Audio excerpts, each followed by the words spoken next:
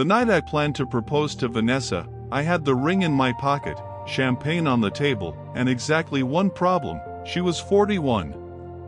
I was 29. 12 years had never mattered in bed, over breakfast, or during our midnight arguments. But suddenly, marriage made those 12 years feel enormous. Vanessa walked into the restaurant wearing the black dress that always destroyed my ability to form complete sentences. She kissed my cheek and smiled. I nearly proposed immediately. Then my phone buzzed. It was my mother. "Before you do anything stupid tonight, call me." Somehow, mothers can smell engagement rings through cellular networks. I ignored the message. Vanessa reached across the table and touched my hand. She knew something was wrong. That was annoying about loving a woman 12 years older than me. She had 12 extra years of experience detecting nonsense. "Are you hiding something?" she asked. Technically, yes. Approximately $6,000 of diamond. Then Vanessa said something that made my hand leave the ring box. "Ethan, before this relationship goes any further, I need to tell you something." No sentence beginning like that has ever improved a romantic dinner. I ordered another whiskey. Vanessa took a breath and said, "I was married before." I almost laughed from relief. A previous marriage? She was 41, not a freshly assembled human. Of course she had history. I told her it did not matter. Vanessa did not smile. She said, "You haven't heard the difficult part yet." That sentence immediately returned my whiskey to active duty. Her ex-husband was not some distant stranger. His name was Richard Cole. I knew that name. Everyone in my family did. Richard was my father's former business partner, the man Dad blamed for destroying their company 15 years earlier. I stared at Vanessa. She had not dated near my family's history. She had married directly into it. I asked Vanessa how long she had been married to Richard. 9 years. They divorced 6 years ago. Then I did the arithmetic I desperately wished my brain had refused to do. Vanessa had been Richard's wife during the exact years my father's company collapsed. Suddenly our age difference was no longer tonight's biggest problem. I asked whether she knew my father back then. Vanessa stared at the table. Yes. One word. One tiny word capable of murdering an entire proposal. I asked how well. She answered quietly, "Very well." The waiter arrived with dessert at precisely the wrong moment and cheerfully announced, "Something sweet for the happy couple." Vanessa explained that Richard and my father, Thomas, had built the company together. She attended dinners, vacations, and charity events with both families. She had even met me once when I was 14. I nearly choked. Apparently my girlfriend had technically known me before I knew how to shave properly. She immediately clarified that she barely remembered teenage me, which was comforting for approximately 4 seconds. Then she admitted she had recognized my last name on our first date. She knew exactly whose son I was before I finished my first cocktail. I put the ring deeper into my pocket. "Why didn't you tell me?" I asked. Vanessa said because our first date was supposed to be one drink. Then there was a second date, then a weekend together, then 6 months, then 2 years. Every time she planned to confess, losing me became more frightening. Romantic? Maybe. Terrifying? Absolutely. I left without proposing. Vanessa did not chase me. She simply said, "Before you judge me, ask your father what really happened to the company." That sentence followed me all the way home. At midnight, I stood outside my parents' house with an engagement ring in one pocket and suspicion in the other. Dad opened the door wearing pajamas and the expression of a man who knew midnight visits never contained excellent news. I said Richard Cole's name. His face hardened. Then I said Vanessa. Dad stopped breathing for a second. My mother, standing behind him, dropped the glass of water she was holding. That reaction told me Vanessa had not exaggerated. Mom asked how I knew her. I said we had been dating for 2 years. Dad sat down. Mom whispered something that sounded suspiciously like, "Oh, God." I reminded everyone that this was my romantic life and asked them to stop reacting like someone had discovered a body. Dad finally said Richard had stolen money from the company. That was the family version I already knew. I asked what Vanessa had to do with it. Dad said nothing. Mom immediately said, "Thomas, stop lying." The room went silent. I had never heard my mother use that voice with him. Mom told me the company had not collapsed because Richard stole money. Both men had hidden losses from investors. Richard wanted to confess before things became worse. Dad refused. Vanessa discovered the accounting records while still married to Richard. She was the person who convinced Richard to cooperate with investigators. My father had spent 15 years calling Richard a thief because admitting the truth would mean admitting his own responsibility. Vanessa had known. Worse, my mother had known too. Suddenly everyone in my life had secret chapters except me. I felt like the only person who had purchased the paperback while everyone else owned the extended edition. Then Dad said something cruel. "Vanessa is too old for you anyway." There it was. The sentence I had secretly feared hearing. He asked whether I wanted children. Whether I understood what 12 years would mean when I was 50. Whether I wanted to spend my life explaining our age gap to strangers.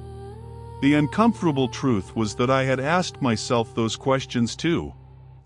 Vanessa and I had chemistry that could make a hotel elevator feel inappropriate, but marriage was not a weekend. I wanted children someday. Vanessa had always changed the subject whenever I mentioned them. For the first time, I wondered if love was enough. I spent 3 days avoiding Vanessa. On the 4th, she appeared at my apartment with a suitcase. My heart dropped until she explained the suitcase contained my clothes from her place. She was not moving in. She was preparing to move me out. Apparently silence also communicates, and mine had been extremely articulate. Vanessa said she understood why I was angry about Richard. But she would not apologize for being 41. She would not audition to become younger, quieter, or easier for my family to accept. Then she looked at me and asked the question I had been avoiding. "Are you embarrassed to marry me?" I wanted to say no immediately. Instead, I hesitated. Maybe 2 seconds. Maybe less. It was enough. Vanessa nodded like I had answered. She put my apartment key on the counter. The woman who could argue for 40 minutes about pizza toppings suddenly had nothing else to say. She left. I opened the ring box after the door closed. $6,000 of excellent timing stared back at me. I had spent months worrying whether Vanessa would say yes. It had never occurred to me that when the moment came, I might be the coward who could not ask. A week later, my younger sister Grace invited me for coffee. She listened to the entire disaster, then asked whether I loved Vanessa. Yes. Whether Vanessa treated me well. Yes. Whether our relationship worked before everyone started discussing birth certificates.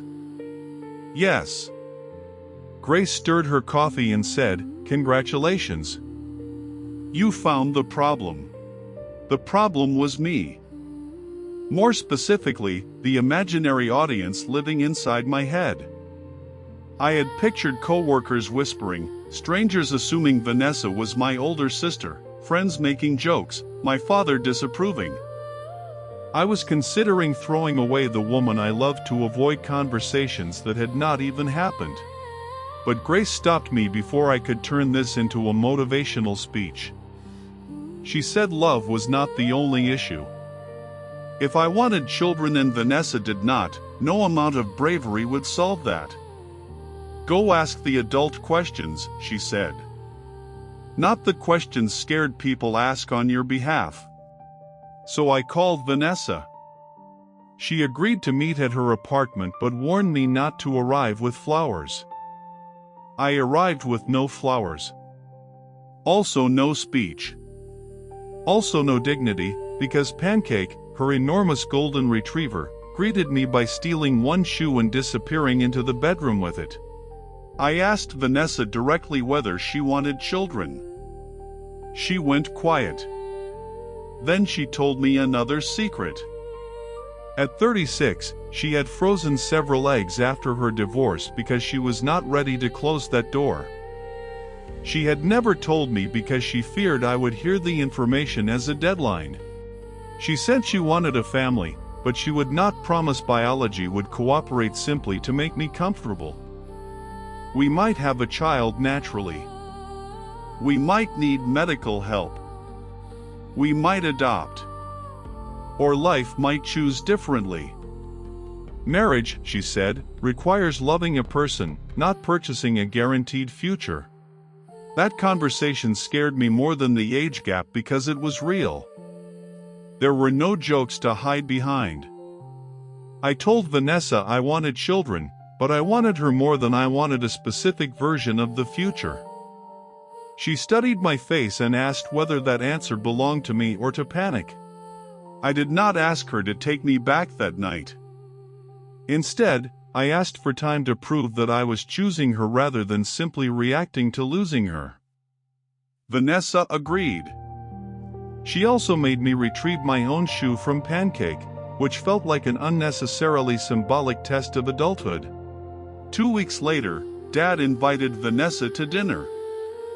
I assumed Mom had threatened him with something legally creative. Vanessa accepted. The meal began with enough tension to power a small city. Dad barely looked at her. Vanessa calmly ate her salmon like she had negotiated with more dangerous men before.